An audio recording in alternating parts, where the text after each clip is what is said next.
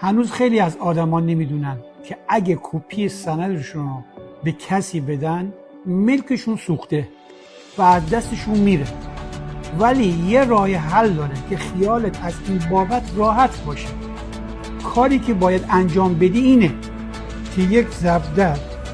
روی کپی میزنید و بعدش قسمت نام خانوادگی، شماره کد ملی رو کاملا خط میزنید و پایین کپی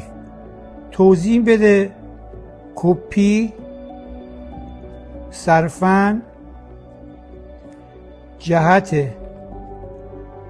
استعلام می باشد و هیچ گونه ارزش قانونی ندارد